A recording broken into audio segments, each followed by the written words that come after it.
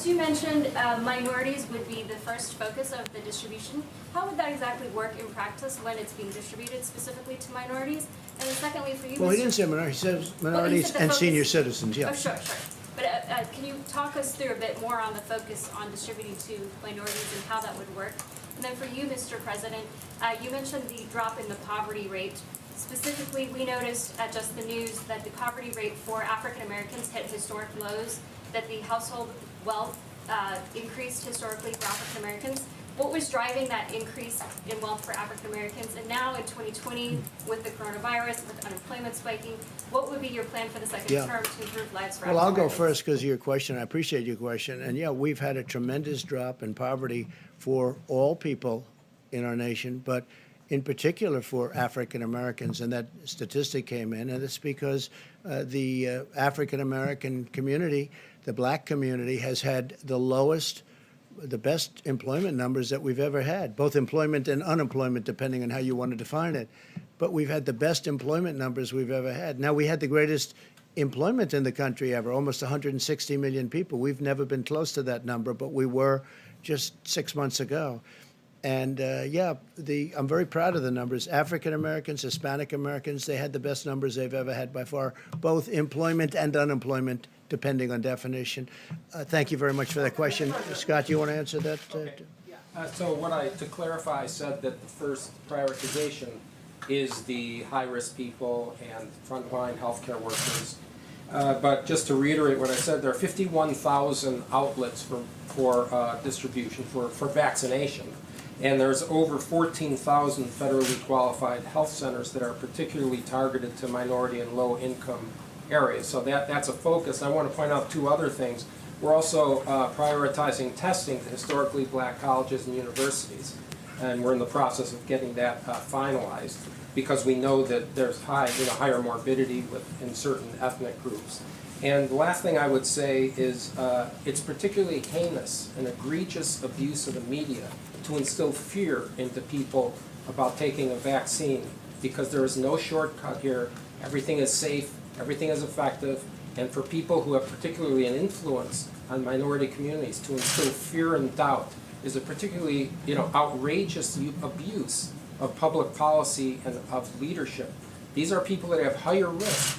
And so I implore everyone who's in a high-risk category that when we get a safe, effective vaccine, they should take the vaccine. I will say this is a phenomenon that only happened when they realized that we may very well have the vaccine prior to a certain very important date, namely November 3rd. Once they heard that, the Democrats started, just to show you how bad the intention is, they started knocking the vaccine. Had nothing to do with the vaccine. It was totally made up. It's all disinformation, just like they put an ad in about football, just like they put, with respect to me, I'm the one that got football back. And I was always against them going out. It was ridiculous, that Big Ten, and now hopefully Pac-10 goes back. And I say that just like even worse, they put out a totally fake ad, totally made-up story. It was a made-up story by a third-rate magazine where the head guy, I guess the head person, I have no idea who he is, I don't know him, but he's friends with Obama and Clinton. So they made up this horrible story, and then they did ads. Well, they made up this story, too. This story is very simple. They started knocking the vaccine as soon as they heard that this actually may come out prior to election. Now, it may or may not, but it'll be within a matter of weeks. It'll be within a matter of weeks from November. It's ready to go, and it's ready for massive distribution to everybody, with a focus, again, on seniors. And I will say, also, the historically black colleges and universities, we are doing, at my suggestion, because they have had a difficult problem there, we are doing more testing there and finer testing. We have our great apparatus there. But when you look at what we've done on testing in terms of the technology and the amount, it's been really amazing. In fact, I think we're going to crack 100 million tests very soon in the very near future. We're going to be cracking 100 million tests. Now, what that does do is it shows up more cases. If we didn't test, we wouldn't have cases. You would have no cases. Other countries, they don't test, they don't have cases.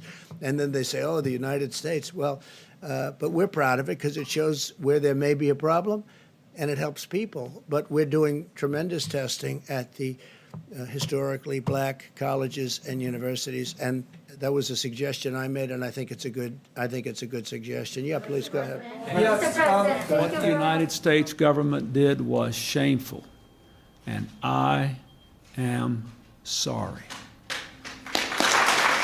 We have no idea how many wives, girlfriends, children inherited the disease and also died or were forever crippled by its effects. For 40 years, the U.S. government operated public health service conducted what was known as the Tuskegee Syphilis Study, one of the darkest chapters in American history. Now, over 40 years after the study ended, we still don't know and might never know the full extent of its effects.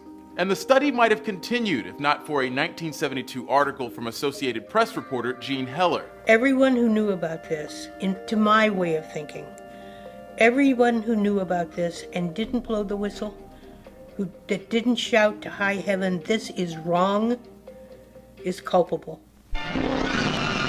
Syphilis was considered a national health crisis in the early 20th century. You don't know a thing about syphilis, except that you've got it.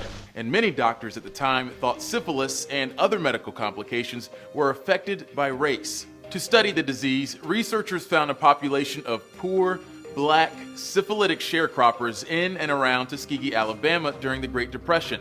Nearly 400 of the participants had syphilis, while another 200, the control group, did not. In the end, as many as 100 men died from complications related to untreated syphilis, and the message was very clear. Black deaths mattered. Medical doctors deliberately let them die, wanted them to die for what they could discover from their bodies later. How old were you when you first learned about the Tuskegee study? 23. The day you published this story, the day the story was published, did you know what was getting ready to happen? Yeah. I knew it would be explosive.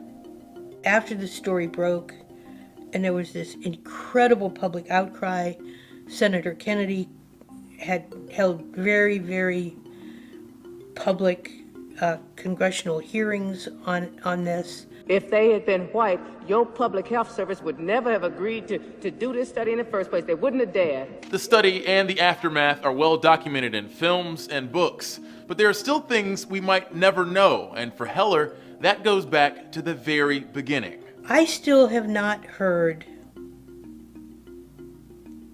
the answer to the very simple question of why. They should have been able to determine after the first 3 or 4 autopsies that the inside of a black person ravaged by syphilis looks identical to the insides of a white person, and stop the study. Beyond that, Heller believes there's no way to know just how many people were directly or adjacently affected by the study or its disclosure. Survivors, victims of the study, and their families did win a $10 million settlement from the U.S. government, and the study's disclosure led to modern medical ethics procedures. But Heller says more than 40 years later, there's still at least one lesson to be learned from the Tuskegee syphilis study. Those of us who recognize that this country has got so far to go, never quit fighting. Never quit standing up and yelling. I don't care if you're LGBT, if you're black, care if you're disabled. You need advocates. You need people who can move the world.